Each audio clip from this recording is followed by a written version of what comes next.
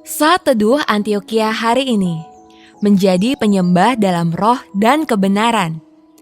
Bacaan hari ini diambil dari Yohanes 4 ayat 23. Tetapi saatnya akan datang, dan sudah tiba sekarang, bahwa penyembah-penyembah benar akan menyembah Bapa dalam roh dan kebenaran. Sebab Bapa menghendaki penyembah-penyembah demikian. Bagi banyak orang, gereja merupakan tempat yang baik untuk beribadah dan menyembah Allah.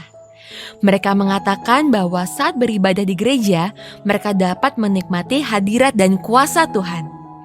Hal itu dikarenakan mereka dapat memfokuskan hati dan pikiran kepada Tuhan. Sehingga ketika menyembah dan memuji Tuhan, mereka sangat merasakan hadirat-Nya. Namun di sisi lain, bagaimana kalau kita tidak dapat datang ke gereja oleh karena keterbatasan situasi dan kondisi di tengah pandemi saat ini, di mana aktivitas beribadah dilakukan secara terbatas. Bahkan gereja mengadakan alternatif ibadah, yaitu ibadah online. Apakah berarti orang-orang Kristen tidak merasakan hadirat Tuhan saat beribadah?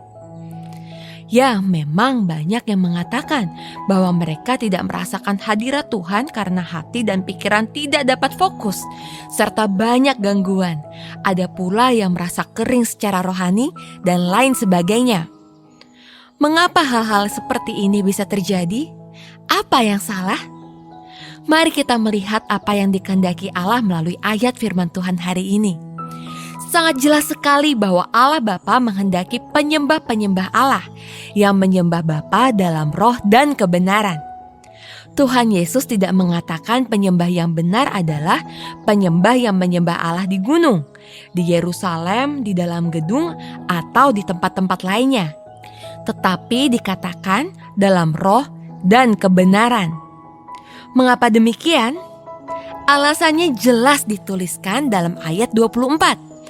Allah itu roh, dan barang siapa menyembah Dia harus menyembahnya dalam roh dan kebenaran. Melalui ayat ini, Yesus memberi penekanan pada sikap hati dan pikiran kita saat menyembah Allah, bukan pada tempat di mana kita menyembah. Tuhan rindu supaya orang Kristen melakukan ibadah yang sejati, yang sifatnya rohani, dan digerakkan oleh kuasa kekuatan Allah. Dengan demikian, penyembahan harus bergantung penuh kepada roh Allah, supaya jiwa kita ada di bawah pengaruh dan pekerjaannya, agar selalu memiliki rasa syukur kepada Allah. Selain itu, kita juga harus beribadah dalam kebenaran.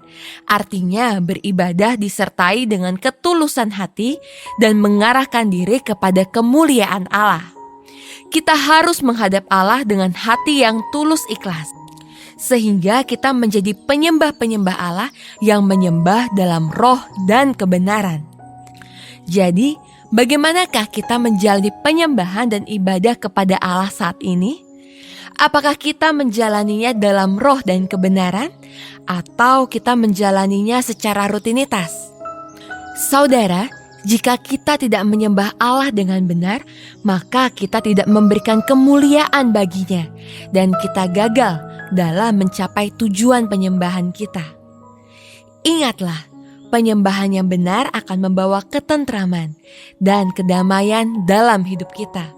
Karena itu, kita mengalami dan berada dalam hadirat Allah yang mulia dan agung itu. Mari kita berdoa. Tuhan, ajar kami untuk dapat menyembah-Mu dalam roh dan kebenaran, supaya kami dapat menikmati hadirat, kuasa, dan kasih karunia dan kemuliaan-Mu. Kami juga rindu penyembahan kami berkenan kepadamu. Dalam nama Tuhan Yesus, amin. Sekian Saat Teduh Antioquia hari ini. Tuhan Yesus memberkati.